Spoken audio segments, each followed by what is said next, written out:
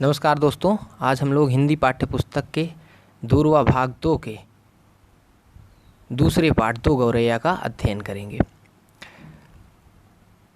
हम लोग को पता है कि किसी भी पाठ को पढ़कर हमें 4 चीज़ों का अवश्य ध्यान रखना चाहिए या वो याद रहने चाहिए। पहला है पाठ का नाम, अर्थात पाठ का शीर्षक क्या है और उसका अर्थ क्या है।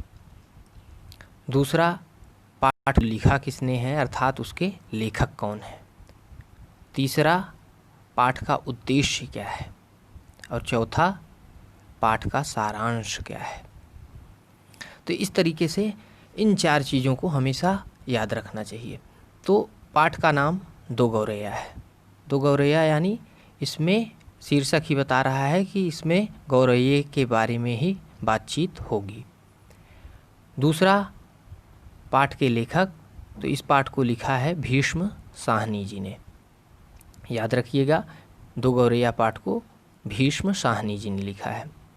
तीसरा, पाठ का उद्देश्य, तो कोई भी कहानी या निबंध कुछ भी लिखा जाता है तो उसका एक उद्देश्य होता है। आप भी पढ़ाई करते हैं तो उसका एक उद्देश्य है, हम पढ़कर ये बनेंगे।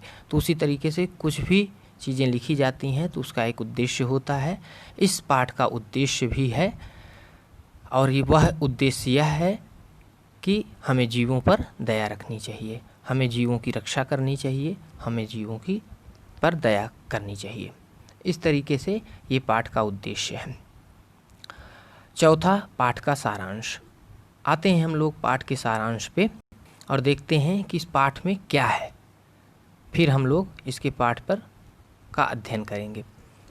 तो पाठ का सारांश ये है कि एक घर है, उसमें एक बच्चा है, उसकी माँ है और पिताजी हैं। घर यूँ है कि घर में बहुत सारे जीव जंतु आकर के रहने लगे हैं, जिससे पिताजी हमेशा तंग रहते हैं यानी हमेशा उन सब चीज़ों से गुस्सा करते रहते हैं कि ये भी आ गया, चूहा भी आ गया, कौवा भी आ गया, चमगादड़ भी आ गया, गौरैया भी आ गई। तो इस तरीके से जिन पशु पक्षियों को देखते हैं उसके बाद वो गुस्सा करने लगते हैं।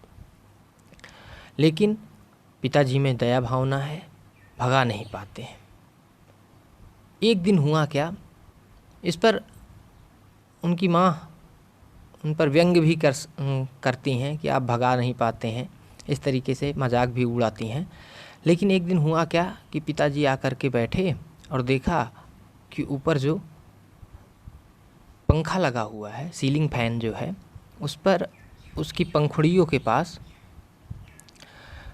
दो गौरैयों ने अपना एक घोंसला बना लिया है। यह देख करके पिताजी का क्रोध बहुत अधिक बढ़ गया, वो बहुत अधिक गुस्से में आ गए और बोले कि इसको हम हटा कहेंगे, क्योंकि ये नीचे फर्श को ख़राब करते हैं, कालीन जो बिछे हैं उनको ख़राब करते हैं, तो इस तरीके से इनको मैं भगाऊंगा। यह सोच करके वो जाते हैं और एक लाठी और एक स्टूल लेकर के आते हैं। स्टूल पर चढ़कर लाठी के सहारे वो उस घोंसले को गिराने का प्रयास करते हैं, परंतु देखते हैं कि उसमें गौरैये ने जो अंडे दिए थे उसमें से बच्चे निकल आए हैं और चीं चीं की आवाज़ करके अपनी माँ को बुला रहे हैं। यह देख करके उनको दया आ जाती है और वो लाठी नीचे रख देते हैं और स्टूल से नीचे उतर करके फिर बैठ जाते हैं और दरवाज़ा खोल देते हैं, जिससे उनकी माँ यानी गौरैये आ सकें। और गौरैया आती हैं, उनको जो भी चोंच में खाना लेकर के आती हैं उसको अपने बच्चे को खिलाने लगती हैं। यह देख करके पिताजी मुस्कुराने लगते हैं। तो पूरी की पूरी ये कहानी हमें बताती है कि हमें दया भावना रखनी चाहिए। तो इस पूरे पाठ को आप लोग पढ़िएगा। और मैंने इसमें कुछ जो ये ऑनलाइन टीचिंग का मैंने बनाया है, इसमें कुछ मैंने जो कठिन शब्द हैं उसमें अंडरलाइन किया है, उसके अर्थ को मैं अभी बताऊंगा आपको, और कुछ लाइनों को पढ़कर भी बताऊंगा जो आपको हो सकता है समझ में ना आए। इसलिए तो आते हैं हम लोग, इसमें कह रहे हैं कि घर में हम 3 ही व्यक्ति रहते हैं, माँ, पिताजी और मैं। पर पिताजी कहते हैं कि यह घर सराय बना हुआ है, हम तो जैसे यहाँ मेहमान हैं, घर के मालिक कोई दूसरे ही है। तो जैसा कि बताया गया सारांश में कि 3 ही व्यक्ति हैं, लड़का है, उसके माँ हैं और पिताजी हैं। और पिताजी गुस्से में हमेशा कह रहे हैं कि मेरा घर सराय बना हुआ है। सराय अर्थात यात्री निवास होता है, जहाँ पर लोग आते हैं और रात्रि में निवास करते हैं, दिन में भी आते हैं, लेकिन अक्सर लोग रात्रि में आकर रुकते हैं, फिर सुबह अपनी जहाँ जाना होता है वहाँ निकल लेते हैं। उसे मुसाफिर खाना भी कहते हैं। तो इस तरीके से कह रहे हैं कि हम, लगता है कि हम लोग मालिक नहीं हैं, दूसरे ही मालिक हैं। और क्यों कह रहे हैं? क्योंकि उनके पास बहुत सारे लोग, बहुत सारे ये पशु पक्षी आकर के उनके घर पर कब्जा कर लिए हैं, उसी घर में रहने लगे हैं। और बताते हैं वो, क्या कहते हैं कि यहाँ कभी तोते पहुँच जाते हैं, कभी कौवे, और कभी तरह तरह की गौरैया। वह शोर मचता है कि कानों के पर्दे फट जाएं। और कह रहे हैं कि ऐसा शोर होता है कि लगता है कि कान के पर्दे फट जाएंगे। और लोग कहते हैं कि पक्षी गाना गा रहे हैं। लोगों को लगता है कि पक्षी गाना गा रहे हैं, लेकिन पिताजी को लगता है कि ये शोरगुल हो रहा है। घर के अंदर भी यही हाल है। 20 तो चूहे बसते हैं, 20 यानी 20 डिजिट में 20 या 20 से अधिक को 20, तो 20 चूहे बसते हैं। रात भर एक कमरे से दूसरे कमरे में भागते फिरते हैं, धमा चौकड़ी मचती है। धमा चौकड़ी मतलब यहाँ से वहाँ जब कूदने लगते हैं तो उसको धमा चौकड़ी बोलते हैं। इस कमरे से उस कमरे में, उस जगह से इस जगह में उछल कूद जब मचती है तो उसको धमा चौकड़ी बोलते हैं। तो धमा चौकड़ी मचती है। हम लोग ठीक तरह से सो भी नहीं पाते, बर्तन गिरते हैं, डिब्बे खुलते हैं, प्याले टूटते हैं। इस तरीके से नींद भी नहीं ले पाते क्योंकि खट फट होती रहती है। एक चूहा अंगीठी के पीछे बैठना पसंद करता है, शायद वह बूढ़ा है, उसे सर्दी बहुत लगती है।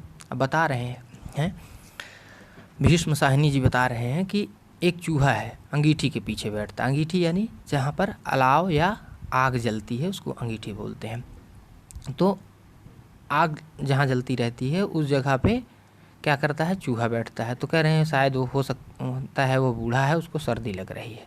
दूसरा टंकी पर चढ़कर बैठता है, शायद उसको गर्मी लगती है, तो टंकी के पास थोड़ा ठंडक महसूस होती है तो उस पर बैठ जाता है।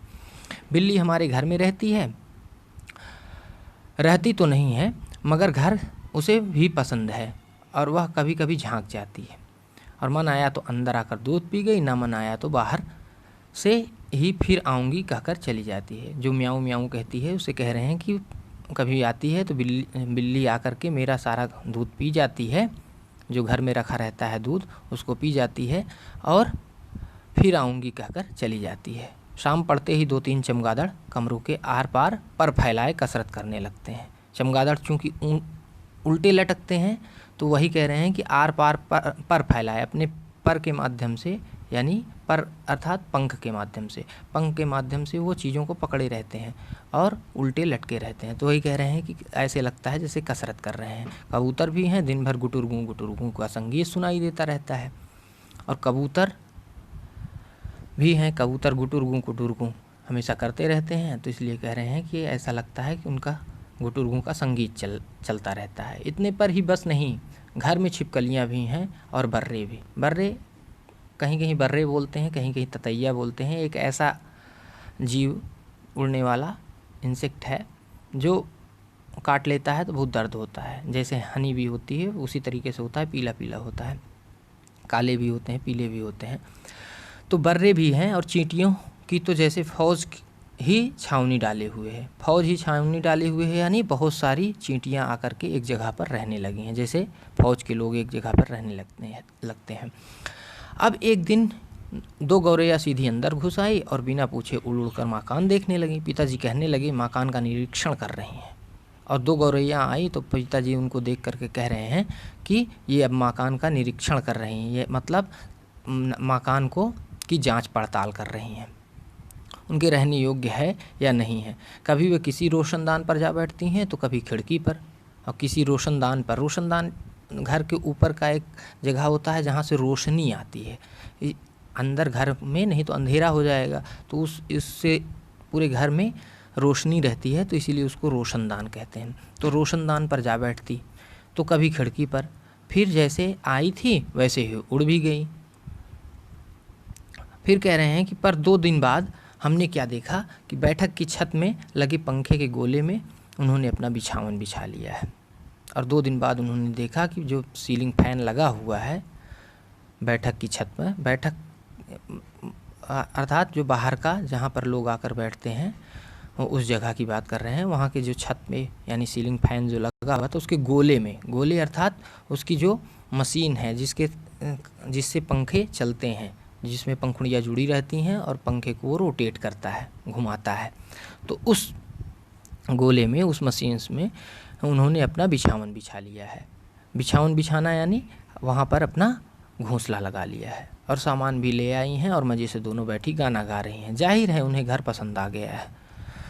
माँ और पिताजी दोनों सोफे पर बैठे उनकी ओर देखे जा रहे थे। थोड़ी देर बाद माँ सिर हिलाकर बोली, अब तो नहीं उड़ेंगी, पहले इन्हें उड़ा देते तो उड़ जाती, अब तो इन्होंने यहाँ घोंसला बना ही लिया है। इस पर पिताजी को गुस्सा आ गया, वह उठ खड़े हुए और बोले, देखता हूँ ये कैसे यहाँ रहती हैं। गौरैया मेरे आगे क्या चीज़ है, मैं अभी निकाल बाहर करता हूँ। छोड़ो जी, चूहों को तो निकाल नहीं पाए, अब चिड़ियों को निकालेंगे, माँ ने व्यंग से कहा। माँ ने थोड़ा सा उनसे मजाक किया कि चूहों को तो निकाल नहीं पाए थे, अब क्या गौरैया को निकालोगे, जब निकालना था तब निकाले नहीं, जब निरीक्षण करने आई थी तो देखने आई थी घर को। तो माँ कोई बात व्यंग में कहे तो पिताजी उबल पड़ते हैं। उबल पड़ना अर्थात ये जो शब्द है उबल पड़ना, तो उबल पड़ना तो का अर्थ है बहुत अधिक क्रोधित हो जाना। तो वह समझते हैं कि माँ उनका मजाक उड़ा रही हैं। वह फौरन उठ खड़े हुए और पंखे के नीचे जाकर ज़ोर ज़ोर से ताली बजाई और मुंह से शाशु कहा, बाहें झुलाई, फिर खड़े कूदने लगे, कभी बाहें झुलाते कभी शाशु करते। गौरैया ने घोंसले में से सिर निकाल कर नीचे की ओर झांक कर देखा और दोनों एक साथ ची ची करने लगी और माँ खिलखिलाकर हंसने लगी। पिताजी को गुस्सा आ गया। खिलखिलाकर हंसना अर्थात बहुत खुश होकर के हंसना, बहुत तेज़ तेज़ हंसने लगना। पिताजी को गुस्सा आ गया, इसमें हंसने की क्या बात है, माँ को ऐसे मौक़ों पर हमेशा मजाक सूझता है। हंसकर बोली, चिड़िया एक दूसरे से पूछ रही है कि यह आदमी कौन है जो नाच क्यों रहा है। इस तरीके से पिताजी और माताजी के बीच आपस में बातचीत हो रही है। गौरैया घोंसले में से निकलकर दूसरे पंखे के डैने पर जा बैठी। पंखे के डैने अर्थात पंखे जो पंखुड़ियाँ लगी हैं पंखे में, उसकी बात हो रही। तो डैने अर्थात जो पंखुड़ियाँ हैं, तो पंखे के डैने पर जा बैठी। उन्हें पिताजी का नाचना जैसे बहुत पसंद आ रहा था। अब चिड़िया भी देखने लगी उनको, पिताजी सासू जो कर रहे थे, उछल रहे थे। और पिताजी इसी बीच गौरैया फिर घोंसले में जा बैठी। उन्होंने लाठी ऊंची उठाकर पंखे के गोले को ठकोरा। पंखे के गोले को ठकोरा यानी पंखे के गोले को, मशीन्स को थोड़ा सा ठोंका। ची ची करती गौरैया उड़कर पर्दे के डंडे पर जा बैठी। इतनी तकलीफ़ करने की क्या ज़रूरत थी, पंखा चला देते तो ये उड़ जाती, माँ ने हंसकर कहा। तकलीफ़ अर्थात जो परेशानी हो रही है इतनी, उसकी क्या ज़रूरत है। मैंने कहा पंखा चला दो, खुद ही सब उड़ जाएंगी। माँ जानती थी कि ये पंखा नहीं चलाएंगे, इनके अंदर दया भावना है, ये हटाएंगे नहीं, बस दिखाने के लिए कर रहे हैं ये सब। तो पिताजी लाठी उठाए पर्दे के डंडे की ओर लपके। एक गौरैया उड़कर किचन के दरवाजे पर जा बैठी, दूसरी सीढ़ियों वाले दरवाजे पर। माँ फिर हंस दी, तुम तो बड़े समझदार हो जी, सभी दरवाजे खुले हैं और तुम गौरैया को बाहर निकाल रहे हो। एक दरवाज़ा छोड़ो, बाकी दरवाजे बंद कर दो, तभी ये निकलेंगी, माँ ने उनको कहा। अब पिताजी ने मुझे झिड़क कर कहा अर्थात गुस्से में कहा, तू खड़ा क्या देख रहा है, जा दोनों दरवाजे बंद कर दे। अब मुझे यानी भीष्म साहनी जी कह रहे हैं कि मुझे कह रहे हैं, जा तू यहाँ क्या देख रहा है और दरवाजे बंद कर दे। फिर आते हैं थोड़ा सा नीचे हम लोग, आज दरवाजे बंद रखो, उन्होंने हुक्म दिया। और पिताजी ने कहा कि हुक्म दिया मतलब आदेश दिया। पिताजी ने कहा कि आज दरवाजे बंद रखो जिससे ये अंदर ना घुसने पाए, एक दिन अंदर नहीं घुस पाएंगी तो घर छोड़ देंगी।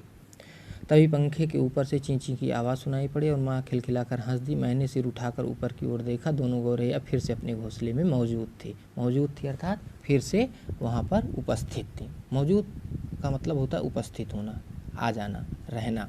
तो घोंसले पे फिर से आ गई थी।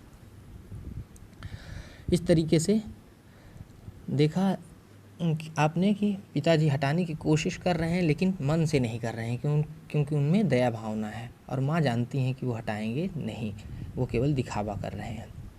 अब तो पिताजी गौरैया के पर पिल पड़े। अब ये पिल शब्द देख लीजिएगा आप लोग। अब तो पिताजी गौरैया पर पिल पड़े अर्थात गौरैया के पीछे ही पड़ गए। उन्होंने दरवाज़ों के नीचे कपड़े ठूंस दिए ताकि कहीं कोई छेद बचा नहीं रह जाए। दरवाज़ों के नीचे कपड़े ठूंसना यानी लगा दिए, खूब अच्छे से कपड़े नीचे लगा दिए कि कहीं से भी गौरैया निकलने ना पाए। और फिर लाठी झुलाते हुए उन पर टूट पड़े। चिड़िया चींची करती फिर बाहर निकल गईं, पर थोड़ी ही देर बाद वह फिर कमरे में मौजूद थी। अब की बार वो रोशनदान में से आ गई थी जिसका एक शीशा टूटा हुआ था। देखो जी, चिड़ियों को मत निकालो, माँ ने अब की बार गंभीरता से कहा। इस बार माँ ने गंभीरता से कहा। उन्हें लगा कि अब पिताजी शायद सीरियस हो रहे हैं, गंभीर हो रहे हैं उनको निकालने के लिए, इसलिए माँ भी गंभीर हो गई, अब मजाक नहीं कर रही थी। अब तो उन्होंने अंडे भी दे दिए होंगे, अब ये यहाँ से नहीं जाएंगी। और माँ ने कहा कि अब अंडे दे दिए हैं इसलिए अब छोड़ दो, अब ये यहाँ से नहीं जाएंगे। क्या मतलब, मैं कालीन बर्बाद करवा लूँ? पिताजी बोले और कुर्सी पर चढ़कर रोशनदान में कपड़ा ठूंस दिया और फिर लाठी झुलाकर एक बार फिर चिड़ियों को खदेड़ दिया। दोनों पिछले आंगन की दीवार पर जा बैठीं। पिताजी गुस्से में बोले कि क्या मतलब, तुम्हारा क्या मतलब है कि मैं कालीन को बर्बाद करवा दूं, कालीन को ही खराब करवा लूं? बर्बाद यानी खराब कर देना। और फिर चिड़ियों को खदेड़ दिया मतलब भगा दिया वहाँ से। इतने में रात पड़ गई। हम खाना खाकर ऊपर जाकर सो गए। जाने से पहले मैंने आंगन में झांक कर देखा, चिड़िया वहाँ पर नहीं थी। मैंने समझ लिया कि उन्हें अक्ल आ गई होगी, अपनी हार मानकर किसी दूसरी जगह चली गई होंगी। और कह रहे हैं कि फिर देखा कि चिड़िया वहाँ पर नहीं है तो मुझे लगा कि उनको अक्ल आ गई अर्थात बुद्धि आ गई है और वो यहाँ से चली गई। उनको लगता है कि अब यहाँ रहने लायक नहीं है क्योंकि भगा दिए जाएंगे। दूसरे दिन इतवार था अर्थात रविवार था, संडे था। जब हम लोग नीचे उतर कर आए तो वे फिर से मौजूद थीं और मज़े से बैठी मल्हार गा रही थी। मज़े, जा के नीचे जो बिंदु है वो नुक्ता है ना, तो जा नहीं बोलेंगे, जा बोलेंगे। तो मज़े से मल्हार गा रही थी। पिताजी ने फिर लाठी उठा ली।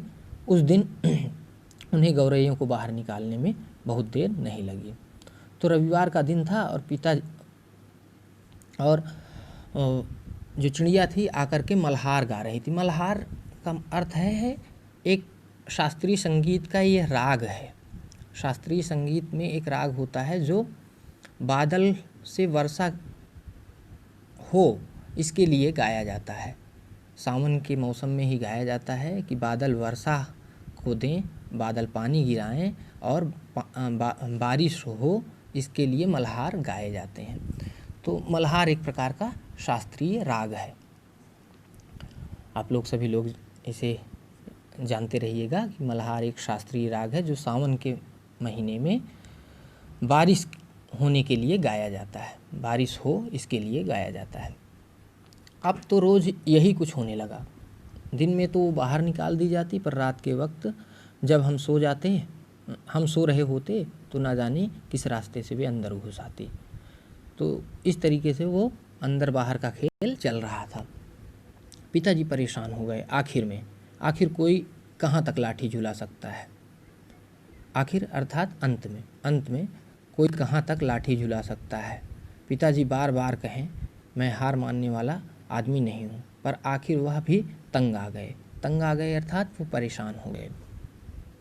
आखिर जब उनकी सहनशीलता चुक गई अर्थात खत्म हो गई, वह कहने लगी कि वह गौरैया का घोंसला नोच कर निकाल देंगे और वह फौरन ही बाहर से एक स्टूल उठा लाए। आप देख सकते हैं चित्र में, स्टूल लाए हैं और एक लाठी लिए हुए हैं, घोंसले को गिराना चाहते हैं वहाँ से पंखे से। तो उसको वहाँ से गिराना चाह रहे थे। घोंसला तोड़ना कठिन काम नहीं था। उन्होंने पंखे के नीचे फर्श पर स्टूल रखकर और लाठी लेकर स्टूल पर चढ़ गए। किसी को सचमुच बाहर निकालना हो तो उसका घर तोड़ देना चाहिए। उन्होंने गुस्से से कहा कि अगर किसी को बाहर निकालना है तो उसके घर को ही तोड़ दीजिए। घोंसले में से अनेक तिनके अर्थात छोटे छोटे जो घास या पत्तियों के जो चिड़िया लाती हैं और अपने घोंसले में लगाती हैं, उनको तिनके बता रहे हैं। तो घोंसले में से अनेक तिनके बाहर की ओर लटक रहे थे। गौरैया ने सजावट के लिए मानो झालर टांग रखी हो। पिताजी लाठी का सिरा सूखी घास के तिनकों पर जमाया और दाईं ओर को खींचा। 2 तिनके घोंसले में से अलग हो गए और फरफराते हुए नीचे उतरने लगे। चलो 2 तिनके तो निकल गए। तो कह रहे हैं पहले में कि पिताजी ने लाठी का सिरा सूखी घास के तिनकों पर जमाया। सूखी घास के जो तिनके थे घोंसले के, उस पर जमाया या अर्थात लगाया और दाईं ओर से खींचा। 2 तिनके घोंसले से बाहर अलग हो गए और फरफराते हुए नीचे उतरने लगे। फरफराते हुए मतलब उड़ते हुए नीचे उतरने लगे। चलो 2 तिनके तो निकल गए, माँ हंसकर बोली। फिर माँ ने व्यंग्य किया कि चलो 2 तिनके निकल गए, अर्थात घोंसले को गिरा नहीं पा रहे हैं, तो अब बाकी 2000 भी निकल जाएंगे। तभी मैंने बाहर आंगन की ओर देखा और मुझे दोनों गौरैया नजर आईं। दोनों चुपचाप दीवार पर बैठी थीं। इस बीच दोनों कुछ दुबला गई थीं, कुछ काली पड़ गई। अब वे चहक भी नहीं रही थी। तो कह रहे हैं कि मैंने देखा बाहर तो दोनों चुपचाप बैठी थी और देख रही थी कि अब घोंसला गिरने वाला है। यह देख करके वह डर गई थी और डरने के कारण वो काली पड़ गई थी और दुबला गई थी, अर्थात वो दुबली भी दिखने लगी थी, पतली भी दिखने लगी थी। दुबला अर्थात पतला। और अब वे चहक भी नहीं रही थी।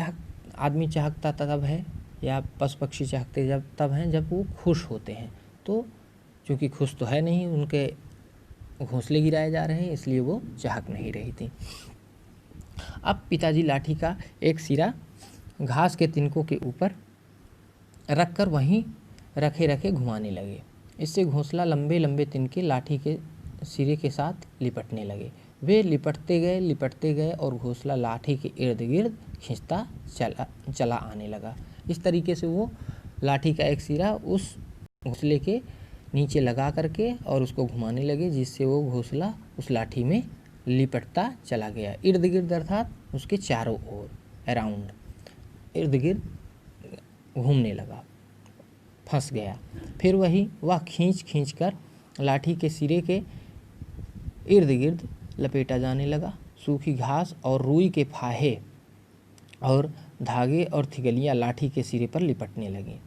कह रहे हैं सूखी घास, रुई के फाहे, रुई के जो पतले पतले धागे थे वो सूखी घास थी, धागे और थिगलियाँ, और कहीं कहीं से छोटे जो धागे थे और थिगलियाँ अर्थात छोटे कपड़ों के छोटे छोटे टुकड़े, थिगलियाँ कहते हैं जहाँ जैसे आप रफ़ू करवाते हैं तो कोई चीज़ फट जाता है तो उस पर छोटा सा लगाते हैं ना, तो वैसे ही कहीं कहीं पे छोटे छोटे कपड़े भी उस घोंसले में लगाए थे। तो उसमें रुई के थोड़े से टुकड़े थे तो उसको रुई का फाहा बोला जाता है, रुई के छोटे टुकड़े को। तो रुई का फाहा था, सूखी घास थी, धागे थे और छोटे छोटे कपड़े के टुकड़े थे। लाठी के सिरों पर लिपटने लगे। तभी सहसा जोर की आवाज़ आई, ची ची ची। और सहसा अर्थात अचानक, तभी आवाज़ आई, ची ची की आवाज़ आई। पिताजी के हाथ ठिठक गए अर्थात रुक गए। पिताजी के हाथ वहीं पे रुक गए। या क्या गौरैया लौट आई? मैंने झट से बाहर की ओर देखा, नहीं, गौरैया बाहर दीवार पर गुमसुम बैठी हैं। और देखा गया कि गौरैया जो है बाहर दीवार पे बहुत ही गुमसुम बैठी हैं। गुमसुम अर्थात बहुत एकदम कुछ बोल नहीं रही हैं, डोल नहीं रही हैं, तो वो गुमसुम सा। जब आदमी दुखी होता है तो किसी से बोलता नहीं है, वो गुमसुम सा बैठा रहता है। तो ची ची ची की आवाज़ फिर आई। मैंने ऊपर देखा, पंखे के गोले के ऊपर से नन्ही नन्ही गौरैया सिर निकाले नीचे की ओर देख रही थी और ची ची किए जा रही थी। अभी भी पिताजी के हाथ में लाठी थी और उस पर लिपटा घोंसले का बहुत सा हिस्सा था। नन्ही नन्ही 2 गौरैया वे अभी भी झांके जा रही थीं और ची ची करके मानो अपना परिचय दे रही थीं। हम आ गई हैं, हमारे माँ बाप कहाँ हैं? इस तरीके से उस अंडे से बच्चे निकल आए थे और ची ची की आवाज़ करके अपने माँ बाप को बुला रहे थे। पिताजी ने भी यह देखा और भीष्म साहनी जी ने भी यह देखा। मैं अवाक उनकी ओर देखता रहा। भीष्म साहनी जी कह रहे हैं कि मैं अवाक, अवाक अर्थात जब हम कुछ बोल ना पाएँ तो उसे अवाक कहते हैं। वाक अर्थात बोलना, अवाक आ उपसर्ग लगा हुआ है अर्थात नहीं के रूप में, तो वाक नहीं, जब हम बोल ना पाएँ कुछ तो बिना बोले मैं उनकी ओर देखता रहा। फिर मैंने देखा पिताजी स्टूल पर से नीचे उतर आए हैं और घोंसले के तिनकों में से लाठी निकाल कर उन्होंने लाठी को एक ओर रख दिया और चुपचाप कुर्सी पर आकर बैठ गए। इस बीच माँ कुर्सी पर से उठीं और सभी दरवाजे खोल दिए। नन्ही चिड़ियाँ अभी भी हाँफ हाँफ कर चिल्लाए जा रही थी और अपने माँ बाप को बुला रही थी। और पिताजी आखिरकार स्टूल से नीचे आ गए, लाठी को एक किनारे रख दिया और बैठ गए। माँ ने भी सभी दरवाजे खोल दिए कि चिड़िया बाहर से अंदर आ जाएं, क्योंकि उनके बच्चे चींची करके उनको बुला रहे हैं। उनके माँ बाप झट से उड़कर अंदर आ गए और चींची करते हुए उनसे जा मिले और उनकी नन्ही नन्ही चोंचों में चुग्गा डालने लगे। चुग्गा अर्थात छोटे छोटे दाने के टुकड़े। तो टुकड़े कहीं से लाए, उनको अपने बच्चों के चोंचों में डालने लगे। तो चुग्गा डालने लगे अर्थात छोटे खाना डालने लगे। माँ, पिताजी और मैं उनकी ओर देखते रहे। कमरे में फिर से शोर होने लगा था। अब की बार पिताजी उनकी ओर देखकर केवल मुस्कुराते रहे। अर्थात पहले जो नाराज़ हो रहे थे पिताजी, अब पिताजी वही शोरगुल सुनकर मुस्कुरा रहे हैं और देख रहे हैं उनकी ओर। तो इस तरीके से ये बहुत सुंदर कहानी है जो बताती है कि हमें जीवों पर दया करनी चाहिए, छोटे छोटे जीवों की रक्षा करनी चाहिए, उन्हें मारना नहीं चाहिए।